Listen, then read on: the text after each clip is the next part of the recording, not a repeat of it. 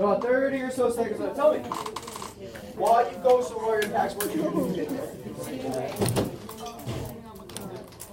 The motivation of going somewhere impacts what you're doing when you get there because it can be the motive of why you're going or for the change you're looking for to better yours or anyone else's.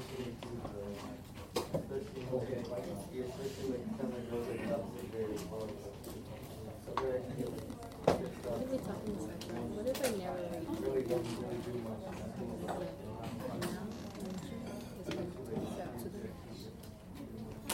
Alright, I'm going to cut you guys off there. Cut you guys off there. So tell me, who has a good situation or an analogy that their partner shared about when you go somewhere, why you went there impacting your actions once you get there? Of any kind. It's a good conversation. I might be calling you, but I will. Beautiful. Lupe, thank you for sharing. Appreciate you volunteering. Talk to me. Yep. Sure, or you, whatever. Well, I really like when Daniel said, he said that motivation is key, like when you go. Okay. How? Daniel, build on that. What did you tell her? How is motivation key? I said that like it will determine, well, the amount of motivation you have will determine like your action once you get to that location, like how efficient you are and how you act. Like what you want. I agree. All right, you guys all hear that? The motivation impacts actions because of like efficiency and what you're doing. Raise your hand. I don't want to know names. But how many of you guys have that one friend who you know has zero motivation at school? Zero motivation. Raise your hand. You all got that? It's okay. I'm not asking. I'm not going to tell you. Oh, who is he? Tell me who your friend is. You're good. But I'm sure you all have a friend or an acquaintance who you know has zero motivation at school. You with me? What do they do when they get to school? Sleep. What else? Chew. Yeah, sounds nice, huh? Until they're 47 years old, chilling on their mom's couch. Good. What else? What else do they do at school? Nothing else? Good. What else? Complain. Good. Complain. Oh yeah, this sucks. Cool. I'll call asking for your opinion. Why? Why do they do that when they get to school? Because they don't want to be here. Because their motivation for coming to school wasn't to take advantage of school. Now, likewise, all of you in this class, obviously, since you're highly motivated. Highly motivated. What do you guys do when you get to school? Not sleep.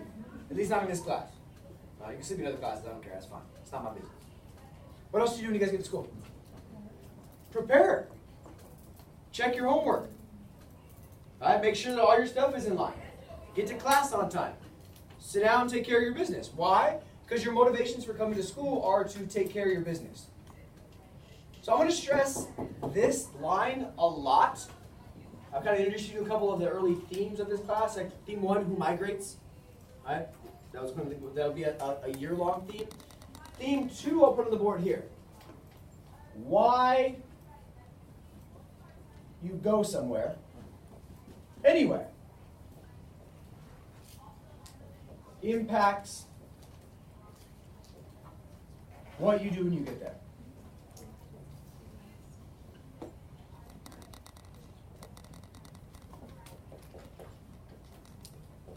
It's a good quote by a famous philosopher named. Yes. He's good. He's good. If I go to the grocery store, I know I need milk. What's the first thing I do at the grocery store? Yeah, I go get the milk. Because that's why I went there. Right? What? Get a shot. I don't need a shopping cart for 1 gallon of milk, bro. I'm not quite as scrawny. I can carry it. You're good. Yeah. Likewise, if I go on vacation, am I going to bring all my work with me? No, why not? Because I went on vacation to get some relaxing done, to get some turning down of all the work. You with me? So why, whatever this is in life, why you go a specific place has a huge impact on the actions you take when you get there. And I promise you this do now, which doesn't sound historical at all, will make a lot more sense as we get into today's conversation. So today we are on activity 3 for our period 2, unit 2, if you will. Jamestown, obviously very important, and the settlement here of the Chesapeake colonies. And then I give you kind of who they are. We're going to develop today an identity. What we do, our core foundation, who we are as a region in the Chesapeake colonies, our identity will be rooted in cash crops. You guys see what I did there? You guys see? No? No appreciation for the wordplay? No appreciation. Good. An identity rooted in cash crops. And here's your prompt. Can you please read it for me, Kevin Scott? Evaluate the intent, which motivation for compensation shape regional identity in the Chesapeake and Southern Colonies. Good. Chesapeake and Southern. Chesapeake and Southern. Good. What did I basically ask here? Yeah. Right? How much did what they went there to do impact who they became? Reasonable? Reasonable. Outline is as such. We're talking about British colonies in general, since the last couple of days looking more at French, Spanish, and Dutch. We'll look at the pull factors, why the Chesapeake of all places, some early conflict and struggles. We'll focus on tobacco and labor, how they're making their money and who's making the money for them. Hint, slaves. And then we'll look at the other Chesapeake and Southern colonies, Maryland, South Carolina, North Carolina, Georgia. And then the generic, big picture Southern colonial identity. Because this right here, I want you to really narrow your heads in on this idea. That their identity, who these people become, is rooted on why they went there in the first place. Why they showed up. Cool. You guys ready? We're in good shape? You vibe with me? Good? Smooth, brother? We're okay? Yeah. Good. Good. Good. All right, so big picture, we talked a lot about Spanish colonization, French colonization, Dutch colonization. Some of you guys asked yesterday in your organizer, what kind of colonies were the British? I can't answer that question because there's a variety of different ways that the British send people to the New World. Right? I read your chapter in chapter 2. You guys all did a really good job talking about joint stock companies. Most of you guys did a really good job answering that question. I'll put that term up here for you because it's important. And the joint stock companies are basically corporate colonies. That there's a chart. What does this word charter mean, by the way? You guys go to a charter school. What does this word charter even mean? Interesting, huh? You guys just show up to charter school and be like, yeah, it's a charter school. What does it mean? It means you wear uniforms. That's it, right? What does it mean?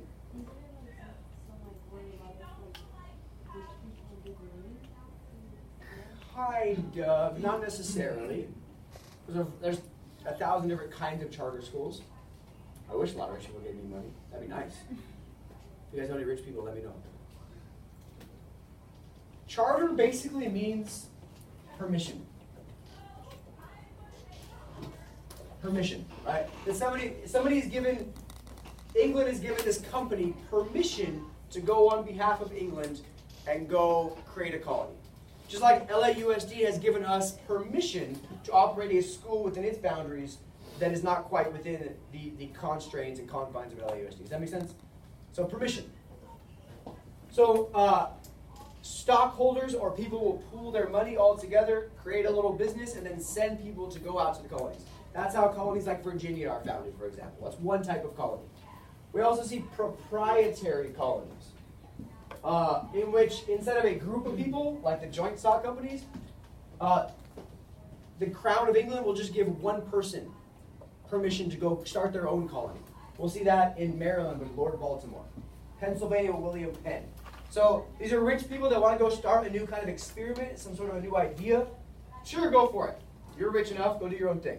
And the last kind is much more similar to the Spanish of royal colonies, right? The monarch, a little more directly controlling, that are sending these people, and these come later, right? Once like Jamestown, Virginia is successful, Maryland's kind of successful, Pennsylvania's kind of successful, then the Crown will be like, oh, we can make money off the situation, and they'll start having a little more control over the colonies.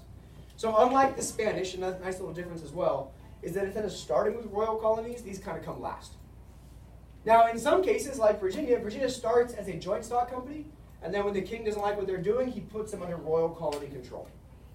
So unlike the Spanish, we see in the British North American colonies kind of a tug of war between control by England and control back by the colonies, and control back by England and control back by the colonies. And I'll give you a bunch of examples in the next 2 weeks of attempts by England to have more control. But those attempts are ultimately unsuccessful because, as you guys know, America eventually becomes independent, yada, yada, yada. But we'll get there. So there's a bunch of different types of colonies. As it says here on the notes, eventually 8 out of the 13 become royal. But despite that, England still never really has tight control of the colonies because they're too far away and they waited too long to try to control them. But that conversation is for next Thursday. So this is the map we're working with for the next month, to be honest with you guys. All right, unlike world history where everything is vast and spread out, we get to focus our entire attention for a whole month on this. For today's conversation, we're going to start with the southern colonies, which are here. Why are they called the southern colonies? Because they are in the south. Makes a little bit of sense. People get confused every year because it's divided into the Chesapeake colonies and the lower south colonies. However, they're all considered southern colonies. Why? Two reasons. Two reasons. Like, yes, there's some differences we'll talk about today, but they're all southern colonies because of cash crops and because of slavery. So those are the things that are going to unite all the southern colonies. This belief in mass labor, forced labor, and using that forced labor to pick cash crops. The middle colonies will also have farms and have some slaves, but be more focused on like not cash crop farming, but like bread baskets, sustenance farming, farming things for people to eat and consume. Whereas the northern colonies will be more focused on trade, lumber, shipping, manufacturing, etc. But we'll all get there. Okay, I'm just giving you kind of the broad overview before we zoom in. I know you guys are bad at geography. So whenever you see Chesapeake, just know Chesapeake means they're in the south. They're just on the top part of the south. The northern part of the south, which is going to make you guys more confused. The northernmost part of southern colonies. And they're called the Chesapeake because if you ever been to Washington, D.C., anybody? No? Cool, we should take a trip. You guys down? All right, let's do it. The Chesapeake is this long bay that stretches into Virginia and Maryland. Because they settled on the Chesapeake Bay, they're called the Chesapeake colonies. But they're still southern in nature. Just a nice little overview before you guys get confused. You know it's not cheesecake. Cheesecake? You hungry? Some cheese? Cheesecake colony. Good. So, the first question is there for you. And I'm going to let you look at this map with your partner to answer it.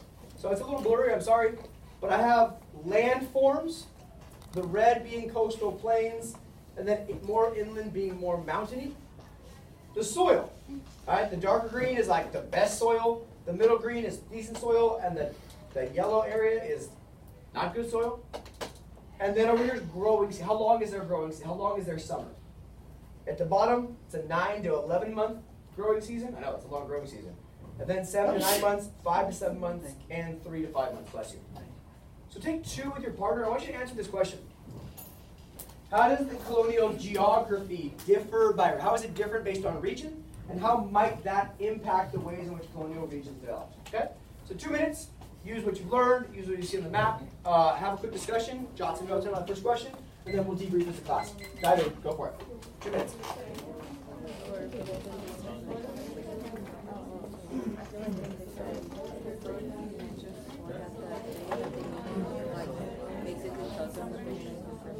Like adjust to what they have to do it because it's not like you're gonna be able to grow crops in a place that has like 2 to 5 months growing phase. So I know it's not really good like the darker what areas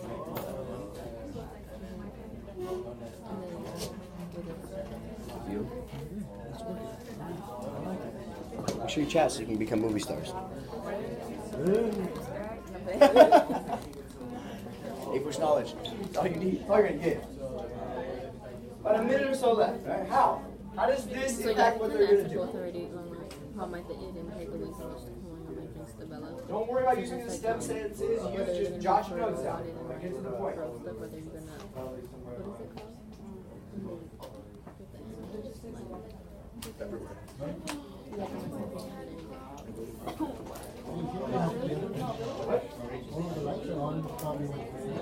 Oh, I know, huh?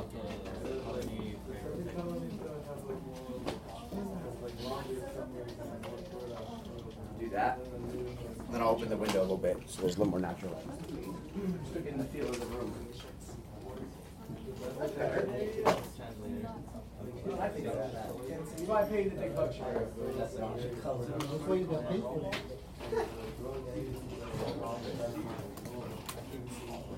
15 seconds.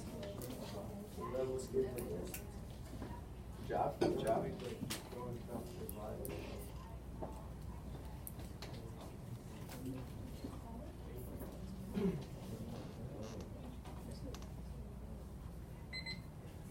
Beautiful. All right. So let me hear first from Colonies.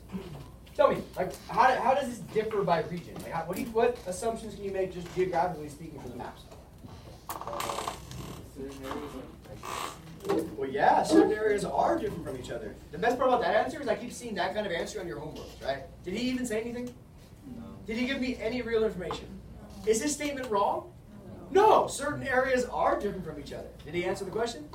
No. Try to get it. How are they different from each other? What regions are different from each other? Give me specific, baby. SFI me. Like some like the land form. Okay? Land form. Yes? You can see. Like there's rock areas and like some areas aren't even as rocky as others.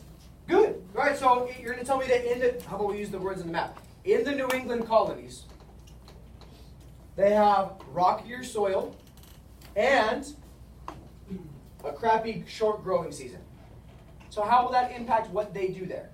Will they farm? No. No. See, look at you guys hit me with that common sense.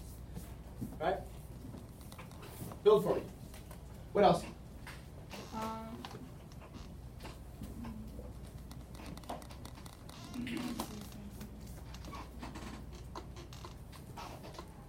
I can't see from the computer. You can see. I can. You're blurry. Jump in. Yeah. Oh, She can't see. Blurry. In the southern colony, they have a longer growing season, and they have like good Good. soil. Yeah, good soil, right? Like a lot of moisture, coastal plains being nice and flat. Good soil, you said, long growing season. Yeah. So what might they do? Yeah. What do you know? Jump in. You were gonna say that? Yeah. He said it first, though. Pretty sure. Talk to me. I would say like a more broader statement that like every colonial geography or every like region catered to a different type of industry for like each colony, so like it like kind of catered to whether they were gonna farm or whether they were gonna rely more on like the ports and Yeah. more of like, the forest to their Sure. The question becomes like, what came first, right? The chicken or the egg? And it's like, what came first? What do you guys think? The egg? Where'd the egg come from? From the chicken. So, think about it. Now Lopez is really confused. Where'd that chicken come from? It's spawned? Out of the ocean? Like, all right. Oh. Well, there's that. There's that. Thank you for that contribution. And not just for that, you're immediately smarter than your older brother, Jonathan. Nicely done. Tell him I said I hate him. Thank you. The question becomes, though, what came first, right? Did they form their economies, or did their geography impact the development, the identity they created? Right? Yeah, right? The geography is going to impact what it is they do to make what they want it to make. Good. So in general, this is a good view for like what people are facing as they come to America, the Americas in the first place. Very nice. So these are the Chesapeake colonies. We're going to zoom in on them for a hot minute today because they're first. They're first. This is the Chesapeake Bay, as promised. It comes in from the Atlantic Ocean. Maryland is on this side. Virginia is on this side. Washington, D.C. is up here on the Potomac River, our now capital. And they picked Jamestown, the Jamestown Island right here on the James River. Why is it named that? Did the Indians give it that name? Yeah, King James, right? They can't think of any other names. James River, Jamestown. God, we get it. You like the king. Cool it. Cool. James Bond. Yeah, exactly. James Bond land. Which is here on a little better view map to see what we're dealing with. And then, of course, the Atlantic Ocean is right there. Now, as you guys read, they picked this location on purpose because they can ward off all the Spanish rivalries that are going to come. They're really well defended against the ocean. What are they not well defended against? What do you guys think? You read it. It's in chapter 2. The seasons, yeah, the mosquitoes. The Native Americans behind, they're on a high bluff over the ocean, like, oh, we got this. And then the Indians behind them, like, These fools aren't even looking at us. Not good there. So, big picture though, Britain had already tried to colonize North America, and they tried at Roanoke. Now, I wish I could tell you what happened at Roanoke. People just disappeared. They're gone. Right? They dropped them off at Roanoke, again in Virginia, modern-day Virginia. They left them with supplies. The next supply boat came 6 months later, and everybody was gone. No skeletons. No buried bodies. Just gone. So after that, England was like, yeah, maybe colonization in North America is not for us. Maybe that's a bad idea. Our people just straight up disappeared, gone off the face of the earth. It's still kind of a cool historical mystery. I urge you guys to solve it. Solve it this weekend. I'll give you extra credit. Where the hell did they go? So there's little interest this is key, little interest from the British government, from the crown. Because they're like, we tried that once and people just up and disappeared. They probably got eaten by Native Americans, that's what they're thinking. But there are some individuals in Great Britain who are still pushing that this is a good idea, we should colonize, colonize, colonize, colonize. You read one of them, I believe, over summer, Richard Hakluyt. And he's one of the key, he's a good name. I would encourage you to please note his name, because it's a key one in terms of, he's one of the people in Great Britain who's still saying, guys, we got to keep up with Spain. We got to get the money. We got to get the riches. That land is great. We just got to tame it. We got to get there. We got to figure it out. And in years past, I've had my kids read his justifications, but they're very long. He gives a list of like 38 reasons to colonize the New World. The main reasons that I want you to focus on that he and others in Britain are pushing for are the chances to get rich. We can get rich. This can be our big chance. We can get rich, and we can't fall behind the other European countries. Spain's doing it. The Dutch are doing it. The French are doing it. If we're the only country that's not doing it, they're going to have all these resources and all these riches and all this wealth, and we're going to have nothing. And the third reason is this nationalism, this belief in British pride, which is really rooted in anti-Catholicism and therefore anti-Spanish zeal. That if we let the Spanish colonize the whole New World is going to be Catholic. And that's not good. So even after Roanoke fails, we see people like Richard Hakluyt that are pushing for Great Britain to get in the game. To get in the game, to go try it, to go figure out how are we going to get some colonies. How are we going to spell it? Now, the big problem though is money. This stuff's expensive, right? If you're going to send a boat with people and supplies all the way across the ocean, right? Like, that's not cheap. And unlike Spain, Great Britain's crown, Queen Elizabeth's like, nah, we're not doing it. I'm not going to spend our tax money to send you idiots over to the New World to disappear again. Is she wrong for that? What do you guys think? No, right? She's like, hey, why don't we spend the tax money of Britain in Britain instead of sending people all over the world to go on some crazy adventures? All right? And basically the argument becomes, if you want to go on some crazy adventures, pay for it yourself. Pay for it yourself. So, the idea of joint stock companies are born as a way to pay for it yourself. Right? Where it's like, hey, I want to go to the New World. He wants to go to the New World. He wants to go to the New World. He might want to go somewhere. Who knows? None of us can afford it by ourselves, but if we pool all of our money together, maybe we can do it. Now, but instead, it's more like this. The joint stock companies are going to finance the trip. This becomes quite key. Bear with me for a second. I'm a kind of rich guy in England. You with me? She's a kind of rich girl in England. She's a kind of rich girl in England too. He's a kind of rich guy in England too. So the four of us, do we want to go to the New World? Why not? Why don't we want to go to the New World? Because we're kind of rich. Yeah, we're comfortable. Do we want to get richer? Hell yeah, we do. This is the way the world works. So what we're going to do instead, we don't want to go. We're going to put my money, her money, his money together, and then we're going to send this idiot to the New World to get rich for us. Why would we send him? Because he's poor. Okay, man. I don't mean you personally. This is not personal. If you want to cry, I understand. You guys with me? So now we just formed an early form of what later, when we talk about period 6 in the Gilded Age, is called a corporation. We put our money in so that we can reap the profits. It's kind of a good situation. Right? There's a lot of poor people in England who are like, yeah, screw it. I might as well go to the New World. My life sucks anyway. So we're going to send him. We're for sure going to send him. He looks confused. We'll send him. Right? You guys with me? So that's the idea, and then King James gives them a charter, gives them permission to go establish a colony in the name of England, but it's with their own money. Am I making sense? Good, I'm glad. I'm seeing nods and smiles. So with that, the London Company is founded.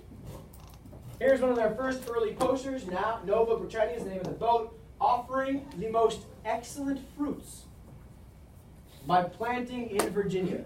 I thought about this yesterday when we were talking about pineapples.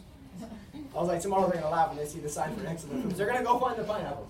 But yeah, the excellent fruits of this Jamestown colony, and they're trying to advertise to people, hey, come on, let's go to the New World together. It'll be great. It'll be fun. It'll be a really nice time. The London Company is later, so first it's the London Company, they become known as the Virginia Company. But if my money, her money, and his money all went into the pot, what are we expecting? Money back. Money back. So the downside of having joint stock companies operate colonies is that those joint stock companies are expecting immediate profits. But who are we sending to go find those profits? This clown, this clown. This guy's probably going to die on the ship. He's malnourished. And that's the problem, is that we're sending lower class individuals in Great Britain who have no real experience in building a colony to go to a brand new world, build a colony, and get us rich. On a scale of 1 to 10, how smart is my strategy here? I'll say 2.5. At least I'm not going, right? At the end of the day, like, I'm not going to go die in Jamestown. But you're right, it's not the wisest of strategies. But I want you to really focus in on that. The downside is that they're expecting quick, easy profits. But let there be a reminder to you of this line right here. They're expecting quick, easy profits, and that's going to impact what they do when they get there. It always does. Teaching with a theme. It helps make your minds make a little more sense of these things. So Jamestown is settled in 1607. It's an important year. I'll give you about 40 forever years. The years you're going to have to know at the drop of a hat this year. That's your first one. I know your notes, 1619 is another one as well. 16, and these guys, they picked a terrible location. They picked a terrible location because they're worried about the Spanish. Should they have been worried about the Spanish? No. The Spanish don't care what they're doing. It's like 9 dudes on a boat from freaking England. They're fine. They should have been worried about the Native Americans. So they pick a really unhealthy, terrible, swampy, ugly, off, like a terrible location. But it's good to defend against the Spanish, who are never going to attack anyway. The settlers have 0 experience in colonizing. 0. Their expectation, what they think is going to happen, is they're going to get rich immediately. Right away. We're going to get there. We're going to find freaking gold everywhere. There's going to be silver. We're going to find jewels. We're going to be filthy, loaded, rich. And they get there and it's ugly, swampy, forest, woodland, mud. And they're like, where's the gold at? Why were they expecting to find gold? Because the Spanish did. Why were they expecting to get rich quick? Because the Spanish did. Because the French had on the fur trade. But the French went with a strategy to go find beaver furs. And they found beaver furs and they traded beaver furs and called it a day. These guys, their only real reality is to get rich quick. They're like, we don't need to plant crops. We don't need to plant crops. We're going to be rich. I mean, you're going to be rich and hungry. They're like, we don't need to prepare for a long-term habitation. We don't need to prepare to build a society. We're going to get rich quick, and then we'll see what happens next. Let me tell you something.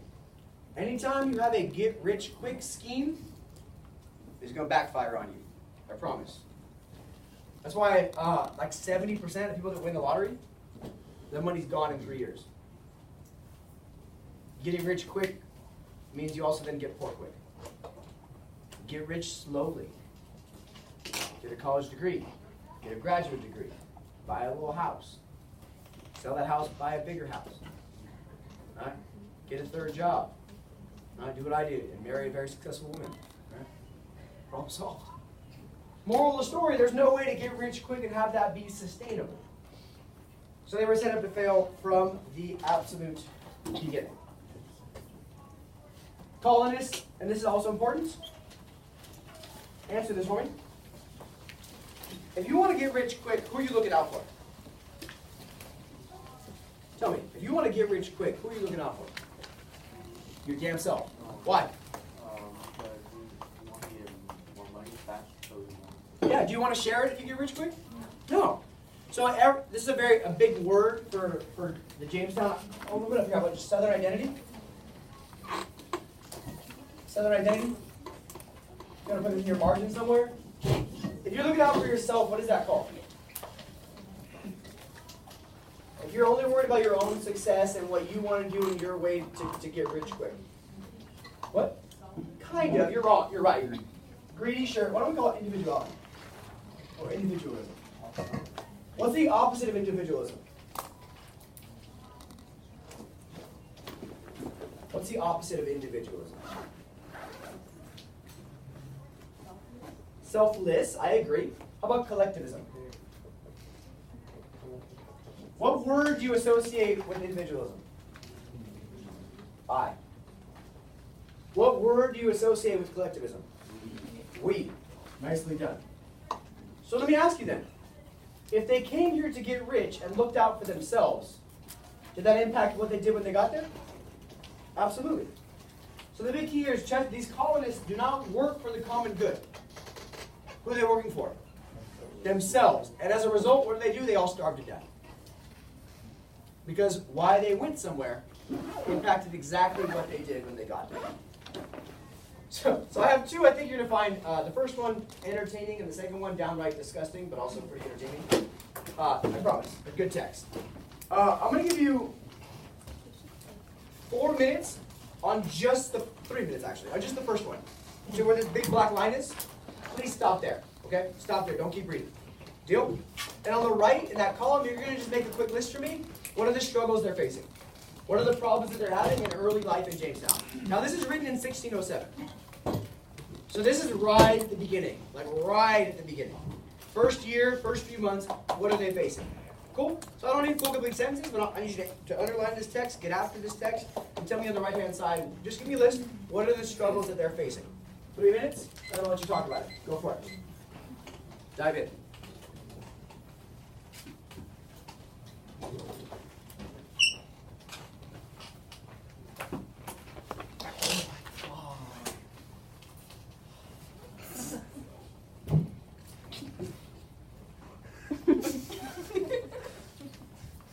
Let's go with that.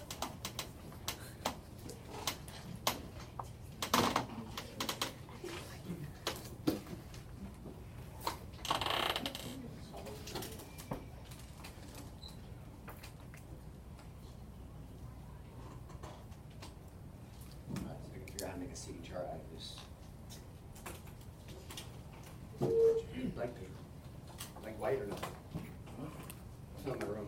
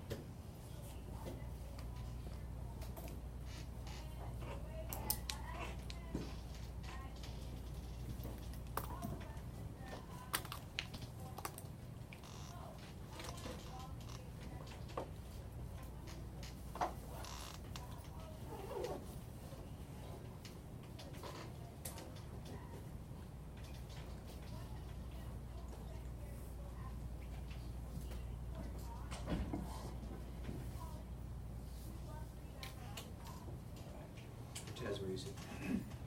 Work for you? Like this spot? Felix.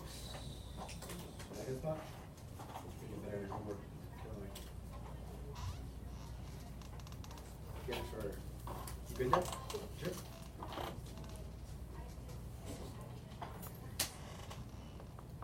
Gilberto? You happy? Square in the center? Those at you. So give me a list of this. What other struggles are facing? About 10 or so seconds left. Kevin, you good there? Yeah. No.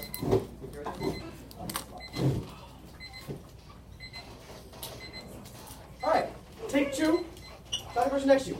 What are their struggles? What are they facing? Why? What's the reality of life in Jamestown according to this dude? 2 minutes. Dive in. What do you got? What do you got? What do you got? What do you got? What do you got? This one you got. I'm happy.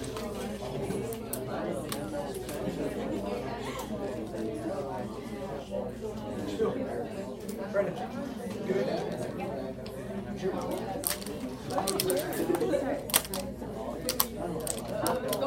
Brian.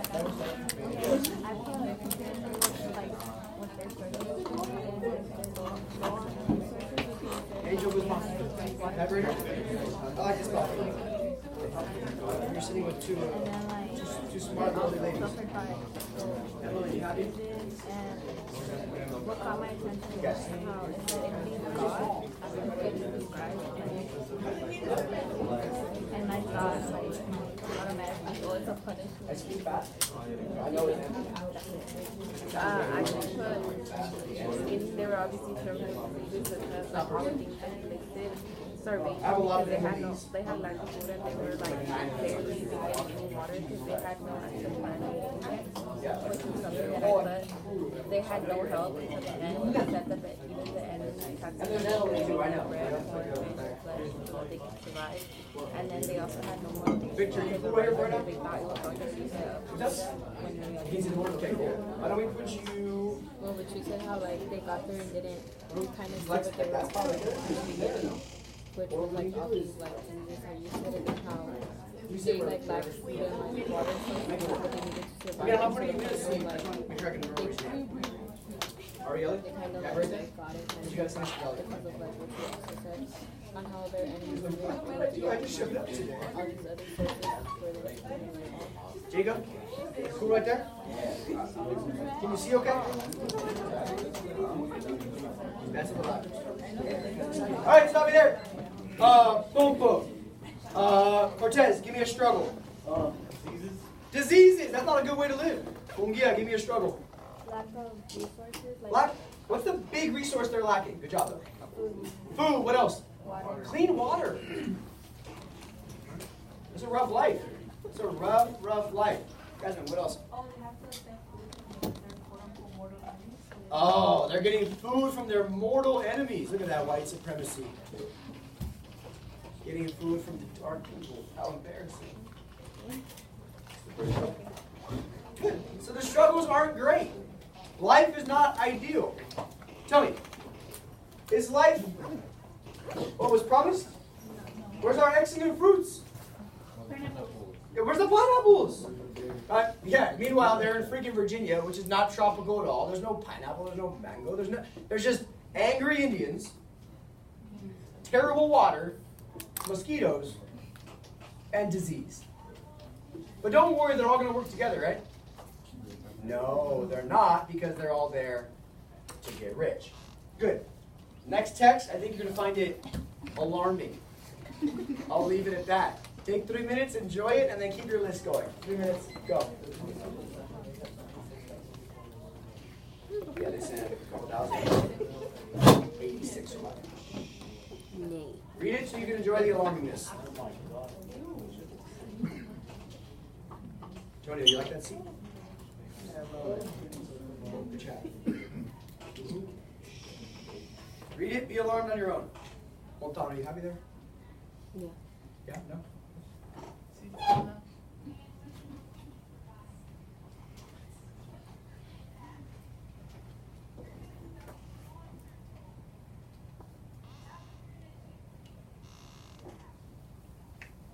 Nieto. Good there? Right in the front.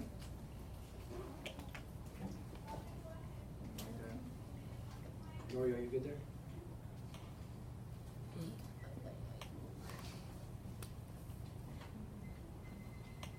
Tortilla.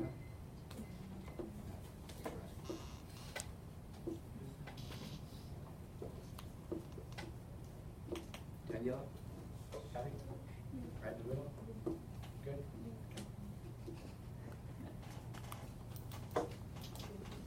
Maria? You've been there every day, so I assume you know Betsy. Rucalo?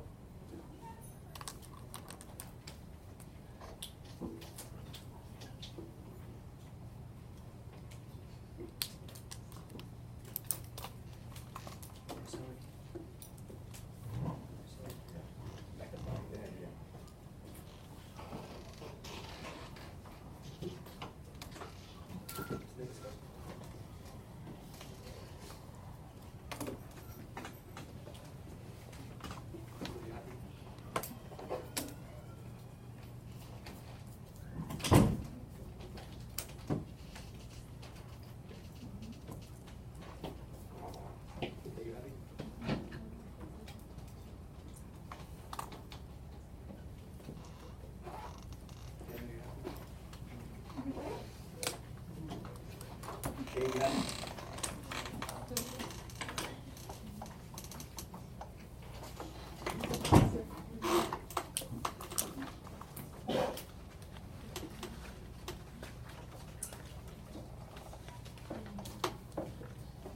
Nice, you got it. That's bottle cut.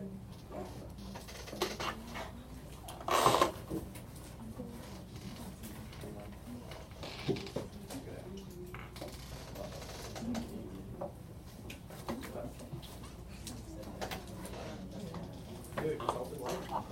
Yeah, you would. Deep fry. Pretty funny. All right, take 2 minutes. Talk to the person next to you. What the hell is going on in Jamestown? I told you it was a market.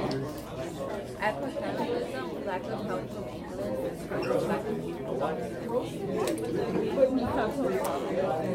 Eating each other. they didn't know if they wanted it. On Sunday one, that you were eating people over here? What'd you guys do? Question for you.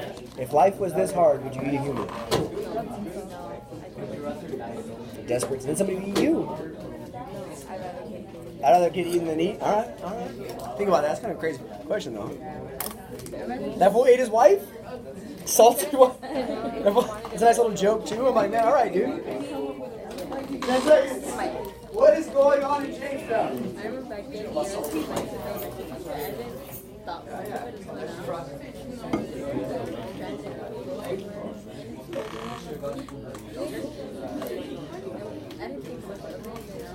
Five seconds. 4 seconds.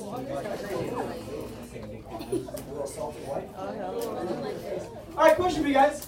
This is very important. It's the question of the day. This is a real question of the day. I want you to really give this some important A-push thought. Would you rather eat somebody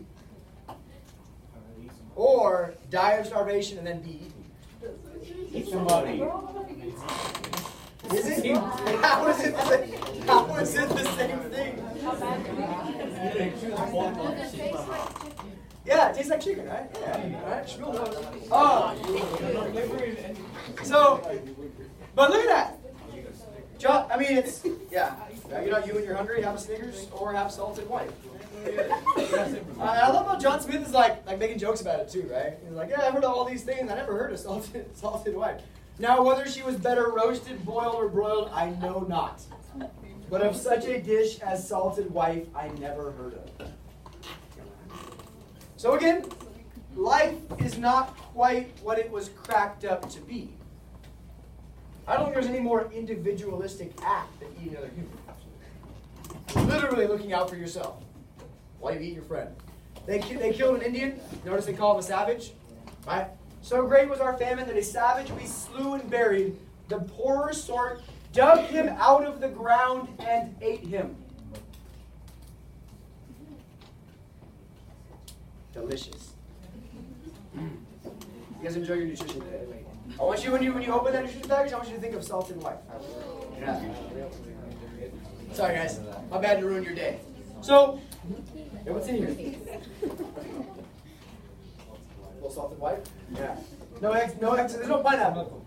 There's some leftovers, some salt and white. All right, cool. So, what I want to stress to you guys though is like this time is called, it's an important English term, the starving time.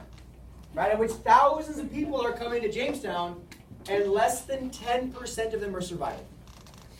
Less than 10%. But again, who migrates? Yeah. Right? Like, how would your life have to be to take the risk that there's a less than 10% chance of your survival? Pretty terrible, right? So that goes to show us kind of what's happening in Europe as well, that these people are so willing to take a huge risk, literally a risk with their lives, and hope for the best. Hope they don't get eaten. Boiled, broiled, or roasted. So things are kind of out of control at the beginning. This person you just read, John Smith, is an important name. Literally the most boring name in America, John Smith. But he's going to come and at least attempt in the short term to impose order. Right? His line that he uses is an important line that helps you get your mind around what's happening. He says, "He that does not work does not eat." He that does not work does not eat. So basically, as long as you're willing to work, like we'll come together as a community and make sure that people get fed. He's the one that's going to be responsible for starting to plant crops, to build a little bit of a civilization that's not just a bunch of individuals trying to look out for themselves and get rich. They're not going to find gold because there's no gold in Virginia. So it doesn't matter how hard they look, it's not going to be there. So let's find a plan B, another option, that can try to get us in a place where we can be at least stable. As you saw in the first chunk, they start trading for food with natives, trying to build some of these relationships between natives. So that's one of the ways they create temporary stability. Better leadership from people like John Smith gives them temporary stability. But despite that, terrible leadership and really bad winters for these first 3 years leads to this starving time that I was referencing, where literally everybody's dying. Once they finally get on their feet by the 16 teens, 1615, 1616, what's going to happen next? Once the settlement is a little more stable, what do you think is the next step? What? Louder. Expands. Because now that it's stable, who's going to come? More people. Once more people come, who's that going to piss off? The natives. Yeah. So what we see is they struggle at the beginning. Once they finally get a little bit more stable, more people come, and then it's Indian conflict time. So in 1622 and then later in 1644, we have two really big Indian conflicts with the Powhatan Confederacy. They're called the Powhatan Wars of 22 and 44. You don't need to know the specific dates on these, I promise. What you do need to know, though, is that it comes after starving time, everyone almost dies, things get stable, more people come, Indians are mad. So know this sequencing of events makes logical sense to me. Now this Powhatan tribe is important, right? There's probably 4 or 5 Indian tribes I'll ask you to know this year. They're one of them. In terms of, they're, at the time, the most powerful group of Native American tribes east of the Mississippi River. So this whole half of America, they're the most influential, powerful tribe. And this is what their confederacy looks like. What does the word confederacy mean? What's that? Or yeah, organization, group of organized, like-minded people. So they have all their confederacy, which is hilarious as to why they picked Jamestown. Literally stretches all around the entire Chesapeake Bay. And where did they settle? Right in the middle of them. It's a great idea. It's good planning on their part. Really, really good plan. So this Powhatan uprising, I have a visual depiction printed in British newspapers at the time. I want you to make 2 with your partner. My question is simply analyze the visual. What is depicted? What do you notice? How is it depicted? Why is it depicted that way? What does this depiction demonstrate about native and colonial relationships? Cool? You know that? Work together. What do you see? What do you notice? What does this make you think? Why is it depicted in this way? Dive in together. Go for it. Go for it, go for it.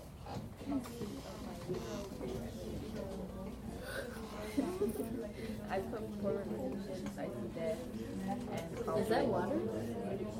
No, the river. Like boats. Yeah, like they're riding, and that's causing even more conflict on this side. Why do you I'll come do my physics with you.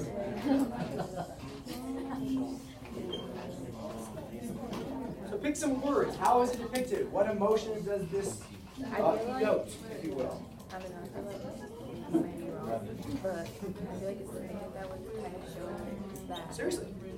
Like in that sense, they're the ones handling the people, right? Within the So side. kind of like show that they have the type of power, or just kind of trying to keep the control that's going on and trying to show that they still have some type of power. But then again, I don't know if there could be that, or the other way around, yeah, like the people killing the natives. But like if you see the ones who are killing, they're like, they have less clothes on, the ones that are being thrown are just giving me, yeah. But then the one on, yeah, they are the natives. Because even in the first year, they're talking about our mortal enemies. No, wait. Alright, I'm going to stop you guys here. Now that I have my seating chart. But I'll take a volunteer first. Right? What is depicted and why? Talk me through, like, what's the point of view of this image? Because it's obviously from a very specific point of view. Go for it, and then I'm going to come over to this side as well. So I think I should talk to you. What's the point of view? It's really kind of like that. It's giving us that narrative that the colonizers are just trying to live their lives and like kind of live off that life, and then the Native Americans are coming and destroying everything and ruthlessly like. Yeah. Who's the victim here in this picture? The poor colonists. We were just here having our meal. We had our bread out, and these savages. They showed up in great numbers. They're chasing people around with knives. They're stabbing children. They're swinging oars at poor women and kids. Look at this guy. He's like 9 feet tall. Right? And yeah. And they're depicted as beasts, as savages, as larger and more intimidating than the poor colonists who were just trying to have this nice meal outdoors in their little settlement. We see women and children being assaulted. What about the pile of fish? We're about to eat this pile of fish, and then it turns out some natives just rolled up in here and started stabbing people. We've all been there. So it's important, like this type of, what would you call this? Like this type of art, what would you call this? It's propaganda. This type of propaganda is meant to portray the natives in a specific light. As savages, as beasts, as animals that are vicious and violent and aggressive. All of that.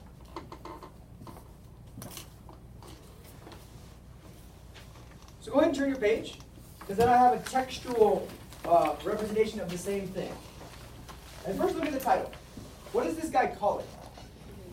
The Great Indian Uprising. Even that portrays the Indians as the perpetrators, as the aggressors. So it's a little bit longer, but it's a quick, easy read, I promise. Edward Waterhouse is going to tell you what happened this day. Again, from the white perspective, from the colonizer perspective. I want you to answer these questions. How does he place the blame on the natives? And, this is big, the next piece is key. According to Waterhouse, what changes in the colonies because of this? What does this then justify the colonists to do next? Because this will be a pattern that will repeat throughout all of American history. Deal? 5 minutes, I want you to dive in and read. Answer me those questions. And then I'll let you talk about it. We'll talk about it as a class. 5.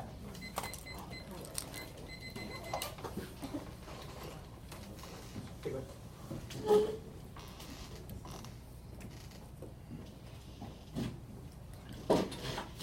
It's a good text. You guys will enjoy it.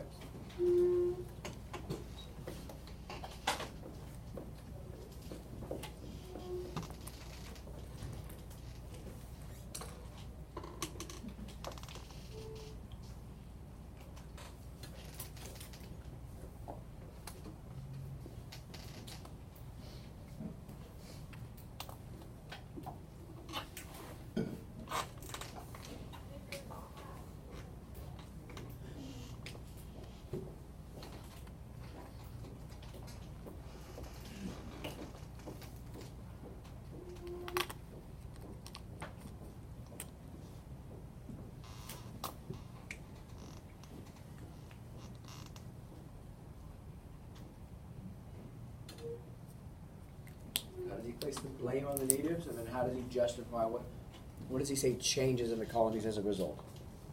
You guys did a really good job today. It's your first 2-hour day, but I love it.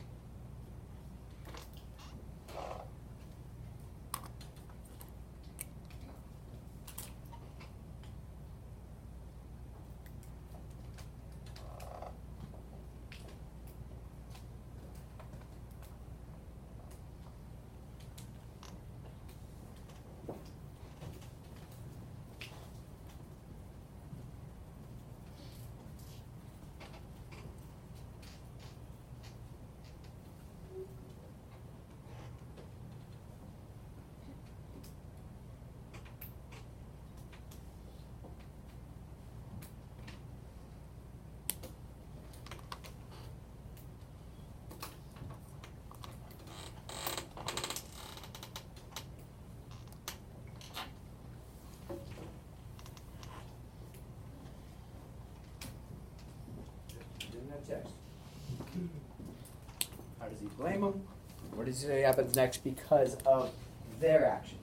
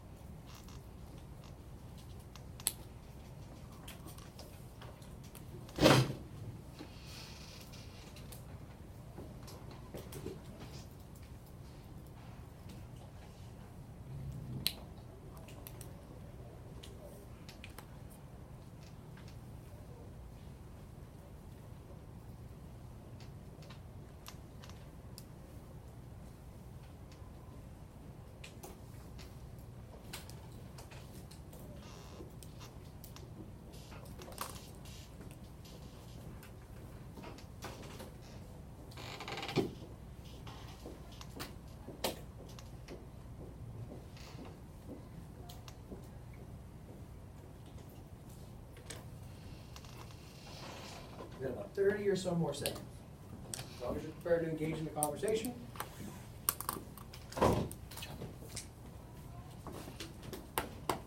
Work.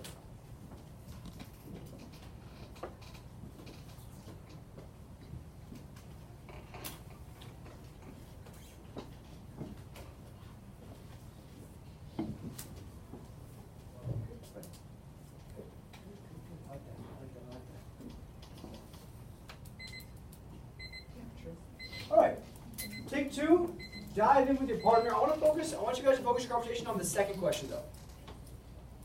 On the second question, which asks you like, according to Waterhouse, like what's gonna change because of the natives' attack? Keeping in mind the perspective he's coming at it from, okay? 2 minutes to talk on that. What's gonna change in Virginia because of this native and British attack? 2 minutes, dive in. Talk, chat. What's gonna change? What's gonna change? What I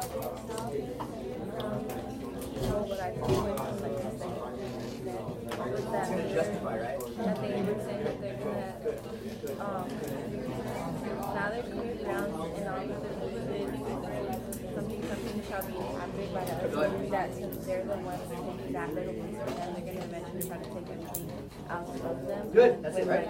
We try to be nice to you, but now that you attacked us. I feel like it's like their way of getting back to them by taking the other.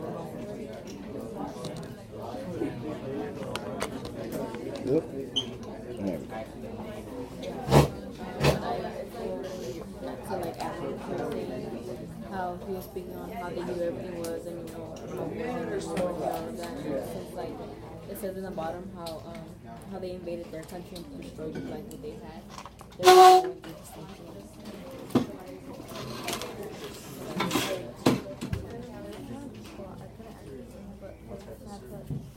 Well, they blamed the uprising on. All right, let me go ahead and stop you guys there.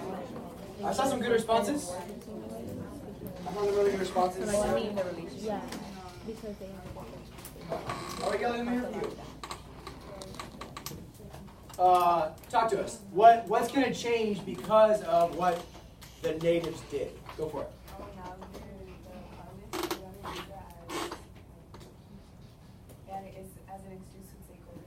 Yeah, right? Like, they attacked us, so now we can use it as, you use the word excuse, what other word could we use? Justification. Right? Excuse or reason or justification, because, hey, you attacked us, we tried to be nice to you, we were minding our business having breakfast, you came in our homes and attacked us. So now we have the reasoning we need, the justification we need, the excuse we need to then be violent back to you. Our hands, which before were tied with gentleness and fair usage, are now set at liberty by the treacherous violence of the savages. So that we've got possession of no more ground than their waste, and we bought all this land, but now we can take the rest of their land by war. Now we don't need to deal fairly with you. We don't need to treat you with respect. You attacked us, so now we can just go right back and do the same thing to you. Now, of course, this perspective is incredibly biased, is it not? Right? Like the English are looking for justification. Right? They need more land because more people are coming. That's why the natives are mad in the first place. Yeah. And oh, it's a huge double standard. But I want to stress this to you guys because it's one of those themes that will keep repeating itself throughout this class. We tried to be nice to you, and by nice to you, not nice to you at all. We tried to only take 95% of your land. You got pissed off, so we're going to take the last 5% too. It's the American way, yes, sir. That's a lot. So, like, ask like a more modern history question. Yes. Do you see like this kind of happening with like the creation of Israel? Kind of. It's a different context, right? So I try not to make apples to apples comparisons with like modern events because it's not fair. But yeah, this idea of like, oh, we gave you what we thought was fair, not what you thought was fair. You don't like that? We'll take the rest. So sure, in that sense. Good.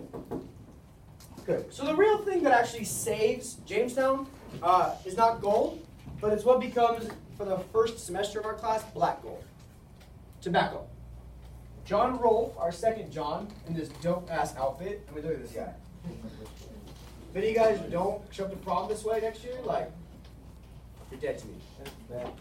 Yep, baggy pants, cut at the knees, let's go. Look at those calves, right? He does not skip leg day. He does not skip leg day. Yeah. Neither does Angel. He skips every day. Now, it's this perfect tobacco hybrid that gets introduced that's perfect for the Jamestown climate and perfect for the Virginia soil. And it's this cash crop economy, which turns into Jamestown's gold. But again, they went there to get rich. So what did they do? They found something that allowed them to get rich. What you do, why you go somewhere, impacts what you do when you get there. European demand for tobacco is incredibly high. There's a lot of demand for tobacco, and the Virginia colonies is going to fill a lot of that demand. And it is tobacco that really saves. We see Virginia tobacco. It's a terribly racist advertisement, but it's from 1640, so what else would we expect? We see Martinsbeth, Virginia at the tobacco roll and the lunar market, and we just see all of this advertising in Europe for Virginia-specific tobacco because it's a very high quality of Chesapeake soil, Chesapeake climate tobacco. It really is America's first cash crop. America's first cash crop. Now, despite that, if you're going to have a farming cash crop economy, what do you need a lot of? Two things. What? Not just soil, you need a lot of space. Land, you need land and labor. Not slaves yet, slaves will come later. We need land and labor for any sort of farming economy, especially cash crop economies. Now, when I say cash crops, that means that their whole focus is growing one crop for market. Can you eat tobacco? No, right? They're not growing a farm so they can like feed themselves and each other. They're growing a single crop that can make them a lot of money. That's going to differ from much different from the middle colonies. They're going to grow more subsistence farming, farming to sustain people. So in this cash crop economy, we need two things: land and labor. Where will they get their labor? And how will they get their land? I have one solution for both problems. It's called the head-right system. Turn your page. It's called the head-right system.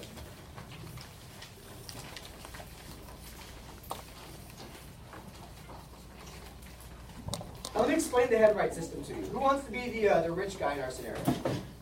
Antonio is the rich guy in our scenario. Look at that guy. He told me Tuesday he had $2. Life is good for Antonio. So Antonio is a rich guy. How am I in Virginia going to attract Antonio to come to Virginia? The head-right system. Let me explain. I will give Antonio 50 acres of land. That's a lot of land. That's from here to Manual Arts. That's a lot of land. He's going to get 50 acres of land for himself and 50 more acres of land for each indentured servant he brings to America. You with me so far? So how much land can Antonio get? A lot of land. Who's going to work that land for him? Not the slaves yet. The indentured servants he's going to bring with him. You with me? So this guy right here, this guy's a freaking criminal in England. He's a low-level criminal, though. He just stole some bread. He's a piece of trash. Does England want him in jail? No. Not really. But they don't really want him roaming the streets either. Does he have any options in life? No. What's his option? He can come with Antonio. Antonio's going to pay for him to come to America. And in return, he's going to get a bunch of land. You guys still with me? And then this guy. Look at this guy. Look at him. Look at him. Yeah, look at him. He's broke as hell in England. He's the 9th son, so he has no way to get his hands on any land, any income. He's got no options in England. So he's like, I might as well go to the New World too. So Antonio pays for him to come. You with me so far? Right? Not so bad. Not so bad. Right? And then we have this guy. Antonio's like, I need a third person. I want to get 200 acres of land, 50, 50, 50, 50. And there's this guy, right? He's in the insane asylum, but he's good at digging holes. He's been trying to get out of the insane asylum for a long time by digging holes. So he's going to be good at farming, digging holes for a living. So Antonio is going to bring 3 indentured servants with him. Did any of them have any better offers in England? No. So who wins in this scenario? Hypothetically speaking, who wins? Antonio wins. Who else wins? Yeah, he wins, and he wins because they get a fresh start in life. They're going to come to the New World, and they have to pay for their trip? No. But what this leads to is people that can afford it. So the Antonios of the world are going to get their hands on all the good land. Because all they have to do is bring over a bunch of indentured servants, and then Virginia just gives them land. So those that are rich are going to have huge tobacco plantations. Huge tobacco plantations, like the size of like 10 city blocks. And thousands of new settlers like this guy, and this guy, who are hoping for a new start. They're going to work for a couple of years as indentured servants, and then they're going to be free. Stay with me, I promise, because it makes a lot more sense later on. So I asked you the question in your notes, like, who wins? In theory, who wins? Everybody. Does Virginia win? Yeah, because they get a bunch of new settlers. They get stability. Does the head right, the plantation owner win? Yeah. Do the workers win? Sure. Who loses? The natives, obviously, because the natives always lose.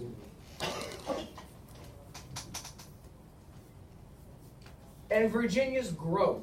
Virginia becomes the most populous colony for the next 50 years. The most people of any colony in North America for England because of the head right system. Because we're encouraging not only people to come, but we're incentivizing, is a good word for this, we're incentivizing him to bring more people with him. And then, in the next 50 years, we see almost 200,000 people coming from England. Kind of. Most to the West Indies. to the sugar plantations down here. Second most to the Chesapeake, with New England only half. We'll talk about that on Monday. Okay? So we see a huge chunk coming to Virginia just because of the headright system. This chance to get rich. And this is from 1610 to 1660, so the next 50 years. So let's talk about indentured servitude, though. So why isn't this guy going to win, that guy going to win, that guy going to win? Indentured servitude, he's going to work for 5 years for you, or for Antonio. You with me? After 5 years, he's free. And when he's free, he's going to get land for himself. How's this trade working out? Not bad. Not bad, right? Maybe he was more expensive to bring because I had to bring him out of the insane asylum. So he's going to work for 7 years.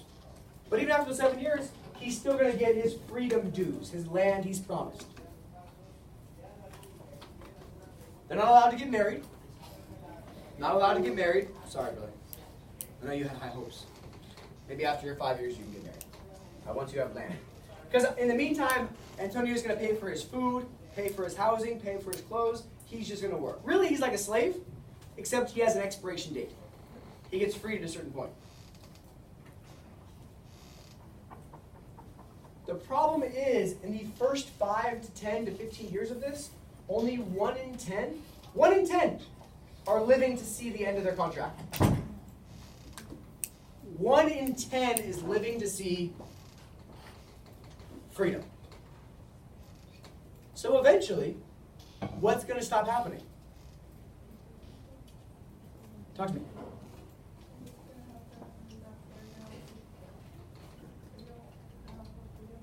Sure. But if 9 out of the 10 are dying before the end of their 5 to 7 years, what's going to end up happening? People aren't going to go anymore. He's like, no, I know I'm broke as hell in England, but it's better than going to America and dying on somebody else's farm in 3 years. So, again, I asked you, who wins in theory? Everybody. Who wins in practice? Antonio. Because he got all that land. And he didn't have to worry about giving land at the end to the people that worked for him because they died. Yes? Would you say, like, it would work out even if they do that, because now that they have that knowledge, they can bring their families if they do have families? Would it work out? Absolutely. It's a great system in theory, except check this out. If he got 1,000 acres, and you got 1,000 acres, and Rivera got 2,000 acres, and Munguia got 2,000 acres, Mel's got like 2 acres, then after 5 to 7 years, what kind of land is available for him? Okay. Yeah, way out on the frontier. So that's the other problem is, like, if we keep giving all these people giant plantations, then when these people start living to the end of their contracts, the land that's available to them is way the hell out in the middle of nowhere. So, it is what it is. Good. So 1619 is a huge year. A lot of you guys narrowed in really nicely on your homework, so I'm not going to go too deeply into it. But 1619 is a good and a bad. 1619 is the creation of the House of Burgesses. I can't stress to you how important this is for the development of colonial identity. They're going to create a legislative assembly, a group of people to make laws for them. They're going to have local taxes, they're going to oversee finances, they're going to have all the money and the decision making for the colony in the colony. Big deal. Self-government. House of Burgesses is important because it is the beginning, or the birth, if you will, of colonial self-government. Now, are they technically still British? Yes. Do they answer to the king? Yes. Does Britain have control over them? Yes. But for local decisions, who's making the decisions? Oh, guys. Local people. Local people are making their decisions. It's the first legislative assembly in America. Yes. Afterwards. Same idea. Oh, after? Yeah. Mayflower Compact 1620. Oh, okay. And the Mayflower Compact is just an agreement to do something. This is actually the creation of a real legislative assembly. So every little city in Virginia will pick their representative. They'll go to this House of Burgesses and they'll make decisions for the colony as a whole. It's democracy. That's a good thing. Also in 1619, the first African slaves are bought in Virginia. The first African slaves. Now, at the beginning, the importation of slaves is incredibly slow. We'll talk about this next Thursday, I promise. But at the beginning, we don't need slaves. Why don't we need slaves? I want somebody other than you to answer. Because you're right. Justin, why don't we need slaves in the beginning? They have servants. They have indentured servants, right? And there's not enough need, not enough demand for labor yet. So the first century, only 1,000 slaves come to the New World per year. Which sounds like a lot, but wait till the numbers get a little bigger. The next century, it's 5.5 million. We go from 1,000 a year, so that's under 100,000 for the century, which is still a lot of humans, don't get me wrong, but the very next century, it's 5.5 million. It's like this compared to this. And we'll talk about why that shifts next week. It's important. By 1860, the year we begin the Civil War over slavery, there's 11 million slaves. It's nuts. And we'll talk about why that accelerates as the class goes forward. But I want to stress this to you. Why would we have slaves in the Chesapeake, in the South? Because they came here to get rich. So they did whatever it took to then build a system in which they could get rich, which included having unpaid labor. Their first form of unpaid labor, indentured servants. Their second form of unpaid labor, slaves. One just happens to be forever. So, big picture characteristics. Virginia is very profitable, but also very deadly. Very rich, but not a healthy place to live. Many died from disease. The Powhatan Native Americans are attacking pretty consistently. 1622, 1644, and a couple smaller times in between. Indentured servants have the worst situation. And there's very, very, very, very, very few females. It's a 6-to-1 ratio. 6 men for every 1 woman. Because it's not the kind of environment you'd bring your entire family to, would you? The kind of people that are coming are like single dudes without options. So women are like, yeah, hot commodities, because there's not very many of them. By 1624, James I gets rid of the Virginia Company and makes Virginia a royal colony under colonial control. But despite that change, nothing changes. They still meet in their assembly, they still make their own decisions, the House of Burgesses is still where the power lies, and Virginia is divided into 8 counties. Each county has its own courthouse. So really in Virginia, you're creating this own little democracy that's insulated from the monarchy that's happening in England. For the next 50 years, very little changes. The people in Virginia are still focused on tobacco and tobacco and tobacco and tobacco, and there's very, very, very little unity. Why? Individualism. They came to take care of I, and they're going to continue to look out for I. I see that, guys. Now, Maryland, as you know, is right next to Virginia. It's the other Chesapeake colony. Its pull factor is a little different. They're not there to get rich. They're not there to find gold. It's set up by just one dude, Lord Baltimore. Capital of Maryland? Today? Baltimore. What? Johns Hopkins in Baltimore. And it's a proprietary, so one guy gets a charter, and he's going to go set it up for one reason and one reason only. To provide a safe place for English Catholics to go. Safe for Catholics. Because Catholics, as you guys know, are being persecuted in England by the Church of England, the Anglican Church. There's a lot of religious turmoil in England, and Catholics don't feel safe to practice their religion. So he's going to set up this beautiful colony so the Catholics can come and practice their religion in peace. The question for you, who migrates? Yeah, poor people, right? So people that are rich and Catholic are like, why would I leave? Yeah, I can't practice my religion. It's my point about like economics being the primary motivator for migration. They're like, yeah, this sucks. We can't practice Catholicism. Have you seen my bank account? So wealthy Catholics are going to be really unwilling to relocate. So what happens instead is Maryland becomes just a freaking hot mess hodgepodge of a bunch of different kinds of Christianity. Poor Protestant farmers, a few Catholics, and some indentured servants. They're going to have some religious conflict because you're having Catholics and Protestants in the same colony. They're going to have way fewer tobacco plantations, way smaller farms, and a way less populated state, far fewer people. because they don't have this huge influence of the headright system and huge tobacco plantations. So Maryland's unique in that it's religiously diverse. I guess if you consider like two different kinds of Christianity religiously diverse. And it's unique because it's not dominated by plantations and forced labor. It's much more small farms. They're still growing tobacco, but not on the huge, large scale. So it wasn't necessarily like a business. Not necessarily, no. It's like a mini Virginia with way less slaves and way less people, and they're kind of just there. To be honest with you, this is probably the last time we'll talk about Maryland until the Civil War. They're pretty, I mean, they're there. They just exist, right? Like, we're not going to talk a lot about Maryland. We'll talk a lot about Delaware. Some of these colonies are like, they're just there. They're not monumental. We'll talk about the Chesapeake. Think Virginia. Cool?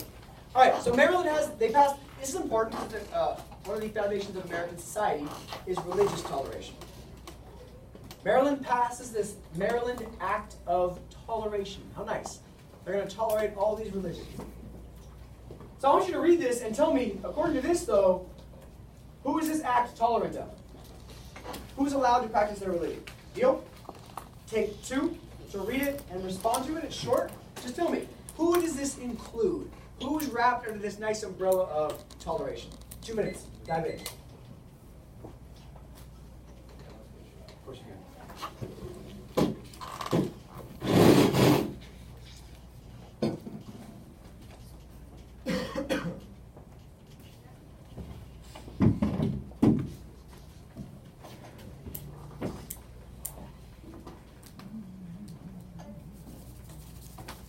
Hurry.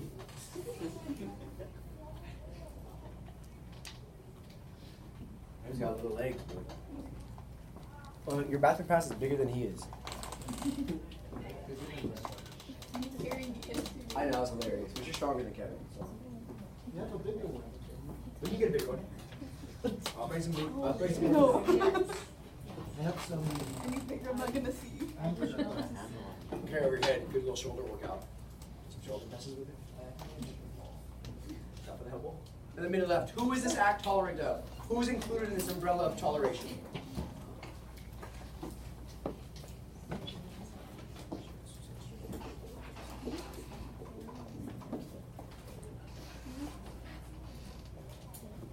Bring it around some more.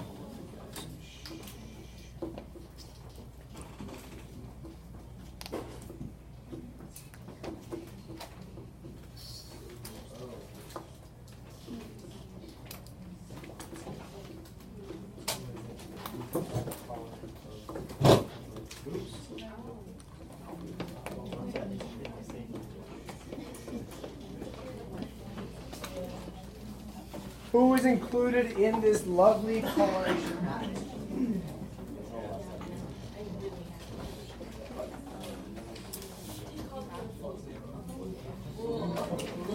Oh yeah, it's a few.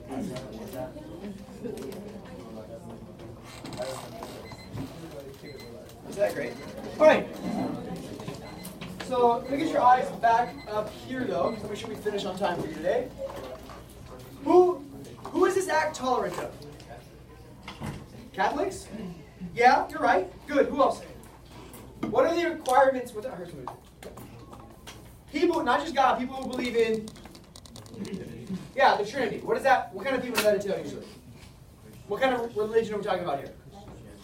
Yeah, Christians. Because Catholics are Christian, Protestants are Christian, Orthodox Christians are Christian. You with me? If you were a Jew, does this apply to you? No. If you are a Muslim, does this apply to you?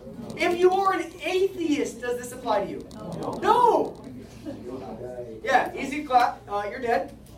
Chef, what kind of act of toleration is this? We are very tolerant of everybody as long as you believe in these 15 things, and if not, you'll die. Great. Cool. Let's go Maryland.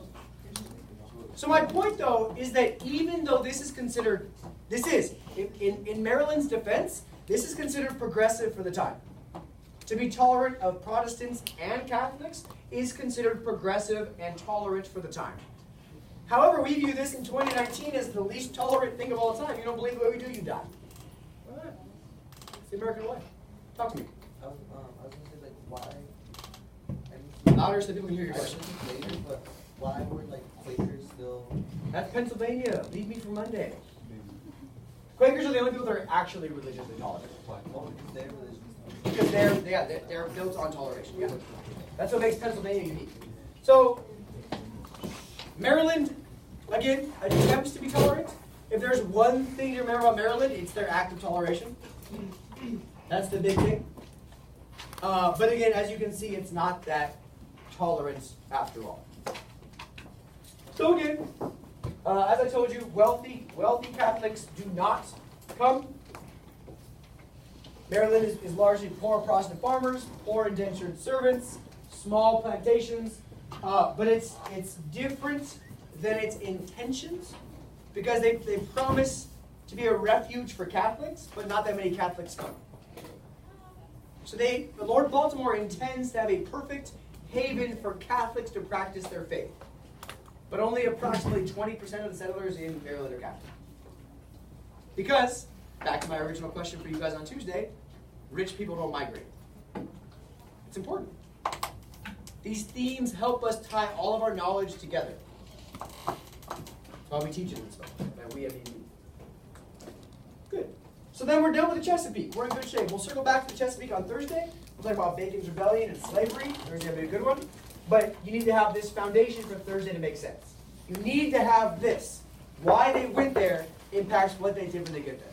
Of course they had unpaid labor, because they went there to get rich. Of course they looked out for themselves, because they went there to get rich. Of course they found a cash crop, because they went there to get rich. Why you go somewhere impacts what you do to get there. Now let's talk the lower South. We're back to our first map, the lower part of the South. We have North Carolina, South Carolina, and Georgia. And we're basically done with it. Oh, what happened? I got kicked out. Yeah, get us, Rivera. Let us in. Let us in, bro. Blame it on the Asian guy. His password is winch. Right? Huh? Your password is winch, right? Don't forget. What the hell is going on, Rivera? Oh, they want to try to. So here. Where's your business? There it is. I go. Wait. Up. There goes it. Beautiful. Good. So our lower South, check this out. Check this out. Our lower South will become the worst part in America, the worst place in America. Like from now on, every time something bad happens, there's like an 85% chance it was South Carolina's fault. I promise. You laugh right now, but by like October, you're gonna be like, what the hell, South Carolina, get your shit together. So I tell you that now, but these colonies are originally intended to be really, really good places. Unfortunately, intentions don't always match with what actually takes place. So North Carolina, South Carolina, and Georgia are designed as different colonies than the states that they become. Let me tell you why and how. So the Carolinas originally, it's not North and South Carolina, it's just Carolina. Cool? They're originally set up to 8 proprietors who are really, really, really inspired by John Locke. They're really inspired by Enlightenment ideals of consent of the governed and representation and democracy and equality. And they're really, really inspired, and they want to go create a political utopia, a perfect place for everybody to have equal representation. Does that not sound nice? You guys with me? Like 1600s world, that sounds pretty freaking amazing. No monarchy, just a perfect place for, they call it a democratic utopia, a perfect world. But they created a government in which the people that are wealthy have veto power over average citizens who can cancel out the voices of the average citizens. So they're not that inspired by Locke. So they have this system set up in their mind in which people that know best can make all these good decisions. It's still set up as a pretty nice system. But guess what? Who's going to go to that place? Question for you guys. Who's going to go? Why not? Why wouldn't people go there? Doesn't that sound nice? You guys just said it was nice. Poor people can't do anything, and rich people are rich. That's a good statement. Not entirely true, but I see what you're saying. If you were really poor in England, where would you go? Would you go here? Why not? How are you going to get here? What's your way to come to the New World if you're really poor? As an indentured servant, which means you're going to the Chesapeake. You see what I'm saying? And if you're really rich and you like democracy, you're going to go here? No, because rich people don't migrate. You see my point? So that it's set up as this perfect place, but they have a really hard time attracting people. They have a hard time attracting settlers. And if you can't attract settlers, how are you going to become successful and stable and rich? Wow.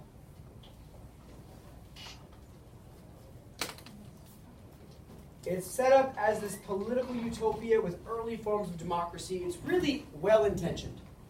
It's really too bad what South Carolina becomes to this day. South Carolina is also the state that had the Confederate flag on their Capitol building until like 5 years ago.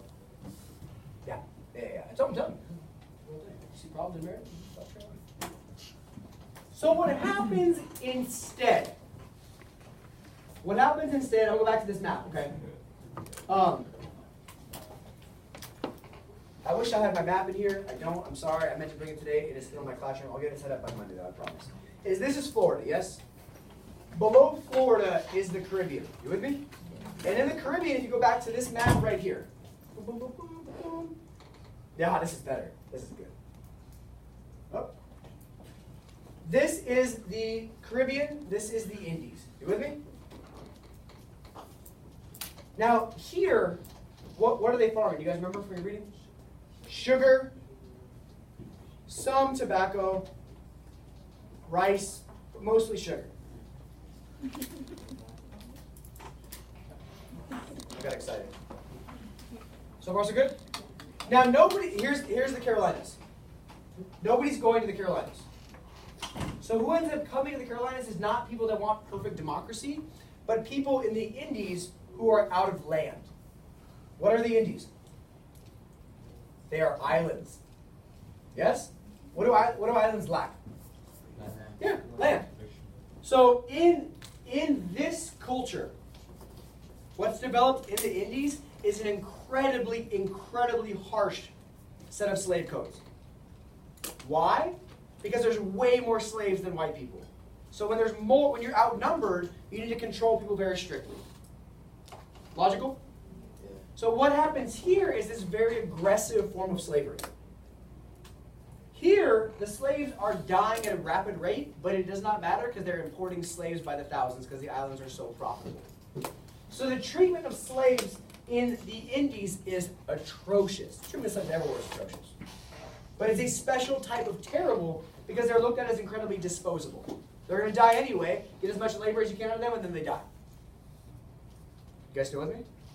However, we're on islands. Islands have limited space. As all this space is taken up by the fact that there's a ton of space here, not that many people are coming. There's very little space here, and 110,000 people are coming. Eventually, we run out of space here, and it's these people that are bringing the West Indies slave culture that migrate to South Carolina. Why? What does South Carolina offer that the West Indies did not? Land. Space. And when you bring somebody from another place, what do they bring with them? Ideas. Culture. Perspectives. So they're going to bring this incredibly harsh slave culture to the lower South. And then these colonies that were set up originally to be these beautiful utopias of democracy will instead be utopias of slave codes, slave culture, and slave labor. Wow.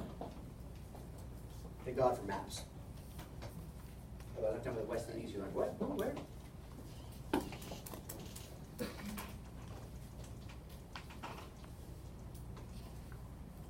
So the people from the Caribbean islands of Barbados, they come to Charleston. It's an important city. You should be aware of it. It's the biggest port city in the South, Charleston, South Carolina. And with them, they will bring that strict, cruel slave code, because that's how they were operating in Barbados. And they're going to bring with them their demands for their own self-government. Hey, We're the ones that brought stability. We're the ones that brought money to your colony. Give us the power. It's that division which leads to North and South Carolina splitting, as South Carolina really doubles down on slave power and North Carolina doesn't.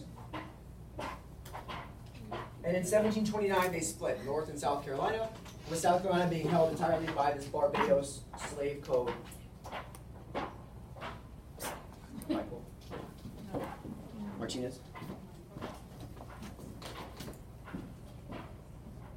Michael. Michael. Michael. You're not Michael. Shut up.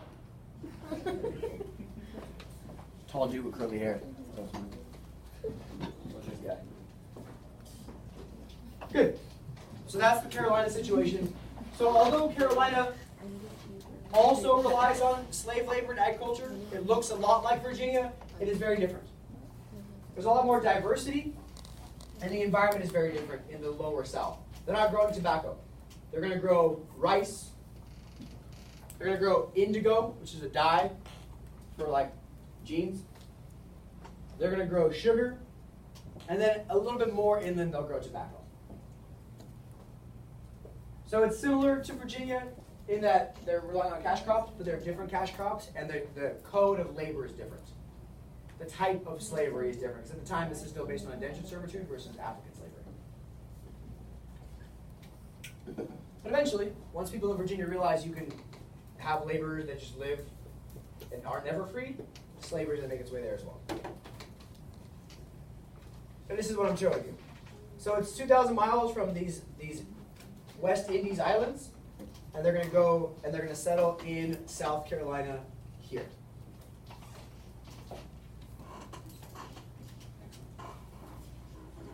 There's a picture at the time of Charleston. It's the only southern port. It's the only city in the south that has like a lot of trade, a lot of business taking place. Most of that business will end up being the slave trade. And we'll talk a lot about Charleston in period 4 with our friend John Calhoun. Cool. Georgia's our last one to talk about today. And Georgia is founded as a buffer, a safe zone between the Carolinas and Spanish Florida. If I go back here to this map, here's Spanish Florida. Do the British trust the Spanish? No. No. So we found Georgia right in between as a bumper. What do bumpers on your car do? You guys ever been in a car crash? Yeah, getting it. Safety first. Make sure you wear your seatbelt at all times. If you get in a little car crash, what's the only thing that gets messed up? Just your bumper. Does your engine get messed up? Does the frame of your actual car get messed up? No, just your bumper. The bumper is there kind of as a safe zone around your car. That's easy to replace and keeps you safe. Georgia's the same thing. Right? We're like, well, we don't like the Spanish, and South Carolina's getting really rich on slaves. So I want to make a colony in between. That can kind of be a safe zone between us and the Spanish. Now, are bumpers expensive in comparison to the whole car? No. Are bumpers valuable compared to the whole car? No.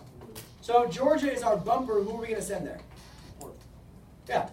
Think about it. We're going to offer Georgia as a refuge for people that are in prison for debts. So really the poorest of the poor.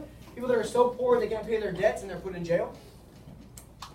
So we're going to send a bunch of debtors there from England because, I mean, who cares about them? If the Spanish killed them, well, they were in jail in England anyway, so killed 2 birds with 1 stone.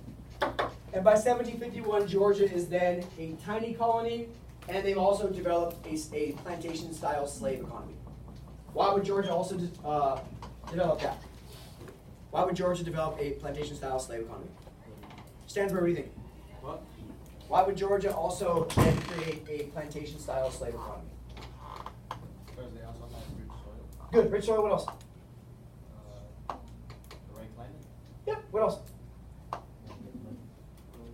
Proximity. They're close to where else there's slave economies. So that spreads. Right? They're close to South Carolina. They're close to the West Indies. So again, the Carolinas weren't designed for slavery, and what happened there? Slavery. Georgia wasn't designed for slavery. What happened there? Slavery. Slavery. Georgia was in many ways a social utopia. You look at the Carolinas as a democratic utopia. Georgia more of a social utopia because it gives a fresh start for those people that are super poor in England and they have no options to try to start over fresh in Georgia. But again, it, like the whole rest of the South, turns into slave city. All right, so let's summarize. We only got 10 minutes left, and we're going to finish right on time. makes me really happy. So big picture, we zoomed in on Jamestown, Virginia, yes? We zoomed in on Maryland, we zoomed in on the Carolinas, we zoomed in on Georgia. Let's zoom out and make some broader generalizations. In general, the Chesapeake is a non-urban society. They're very, what's the opposite of urban? Rural, right? Rural, more, not cities, but more farm-based. They're a rural society. Why are they a rural society? Because of the headright system. Because the headright system encourages you to come and get as much land as you can. And then your next door neighbor is like a mile away. It sounds kind of nice. Until the Indians attack. And you're on your own. This is important because this is going to be a huge dividing line in the very near future in this class. On the coasts, close to the water, from Jamestown to Chesapeake all the way down, our coastal regions is our best place for getting rich. You're closer to the water so you can get your goods out and you have the best soil. And what else are you farthest from? Indians. You're farthest away from native attacks because there's a buffer zone for you. So on our shore, on our coastal regions, we have plantation economies that are based on cash crops. So the closer you are to the water, the richer you have a chance to become. It costs you less money to get your goods out to ship. You're less likely to have Native Americans attack you because you have a whole buffer zone behind you. And this is going to be a huge, another year-long theme in this class, is this divide then between the rich area and what we call the frontier. The frontier, the less explored, more wild, less developed regions. The frontier is going to create all kinds of issues in American history that we'll talk about for the next 150 or 200 years. Inland, on the foothills of these huge mountains that are called the Appalachians, which are here at the end of the colonies, are much more small farms. Little farms, poorer people, hunting, farming, not cash cropping, but subsistence farming, doing more trade. So we have this divide between the rich people that are on the coast and everybody else that's kind of out there on the frontier. And that'll happen as we spread out. Guess what else will spread out? The frontier. The frontier will always move with America, further and further west as American society moves further west. But what they all have in common is a strong belief in private ownership, free enterprise, no government intervention. What does all this sound like, this whole thing? A strong belief in private ownership and property and free enterprise characterized colonial life everywhere. What does that sound like? Sure, kind of. What else does that sound like? Yep, individualism. So they are a very individualistic society. Why? Because that's why they went there in the first place. So make no mistake, the reason why it's a very individualistic society is because the roots of this society were planted from the very first day they were here. It's crazy how that works, huh? Think about it. Like why they're going to be anti-big government later. They're going to be super pro-states' rights. Leave us alone. We don't like the government. Because from the beginning, they were defined by individualism, private property, free enterprise, let us do our own thing.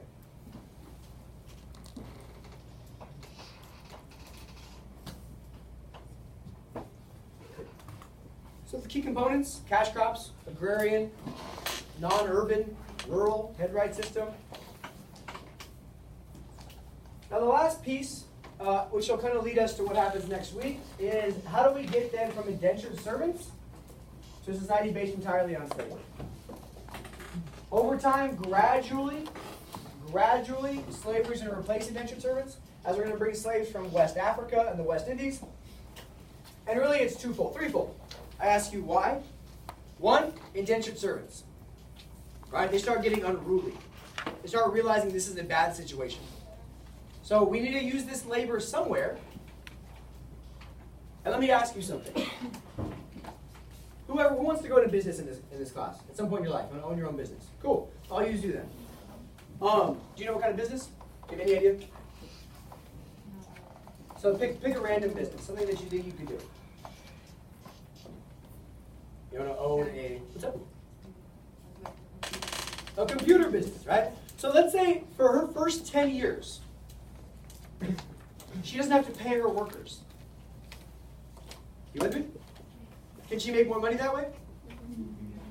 Yeah, because she's not paying her workers. In year 11, she has to start paying her workers. How does she feel? Think about it. How does she feel? Sure? What else do you guys think? How does she feel? For 10 years, she didn't have to pay her workers. Now she has to pay her workers. Is she mad? Is she upset? Yeah, so what is she going to try to do? Find a way to not pay her workers. That's Southern society. They weren't paying all these indentured servants, and when they couldn't have indentured servants anymore, they still wanted a way to get rich without paying their labor. That's factor 1. 2 is straight up racism. White people often look at this plantation labor work as beneath them.